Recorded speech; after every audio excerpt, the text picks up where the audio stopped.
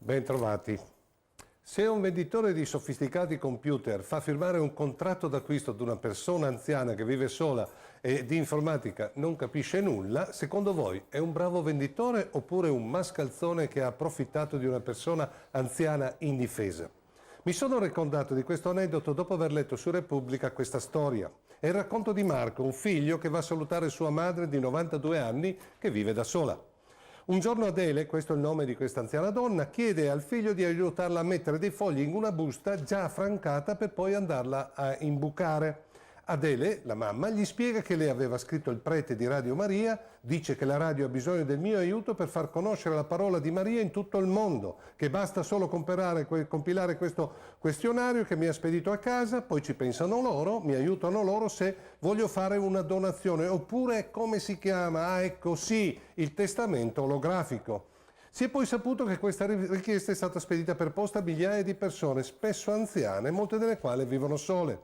Il direttore di Radio Maria, Don Livio Fanzago, nella lettera di accompagnamento, tra l'altro scrive: milioni di persone come te e come me ogni giorno sperano, gioiscono e si consolano ascoltando Radio Maria. Radio Maria è un emittente che si capta in tutta Italia, ha circa 1,5 milioni di ascoltatori giornalieri.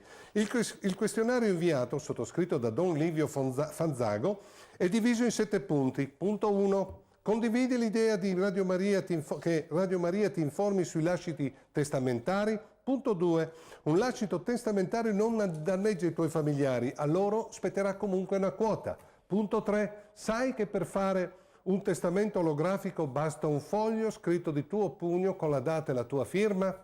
Punto 4. Quali dubbi potresti avere rispetto alla decisione di fare testamento in favore di Radio Maria? Punto 5. Pensi che un testamento costi, che non hai un notaio, che non hai chi ti aiuta? Punto 6. Allora possiamo inviarti una guida ai lasciti testamentari. Punto 7. Oppure, se lo desideri, un collaboratore di Radio Maria può contattarti direttamente. Scrivi il numero del tuo telefono e l'ora in cui vuoi che questa persona ti venga a trovare. Poi spedisci tutto nella busta preaffrancata. C'è anche un bollettino di conto corrente nel caso volessi fare una donazione subito. Come dire, meglio la gallina oggi che l'uovo domani. Potresti, non si sa mai, vivere ancora a lungo. La replica di Radio Maria all'articolo di Repubblica, se possibile, rende ancora più sgradevole questo fatto. Tramite un comunicato ufficiale, Emanuele Ferrario, presidente della famiglia mondiale di Radio Maria, la radio internazionale, risponde così: tutto questo nasce in risposta alle sempre più numerose richieste degli ascoltatori di ricevere informazioni al riguardo, ovviamente sui lasciti testamentari. Sempre questo Ferrario scrive che un piccolo lascito è un atto d'amore per Radio Maria, un'iniziativa che l'emittente ha rivolto a tutti i propri ascoltatori e sostenitori. Mentre il direttore Don Livio Fanzago si difende dicendosi estraneo a questa iniziativa, che è stata un'idea degli uffici amministrativi, per cui la sua firma e la sua foto sul plico inviato a migliaia di ascoltatori di Radio Maria sono state messe a sua insaputa. Totò direbbe: ma mi faccia il piacere.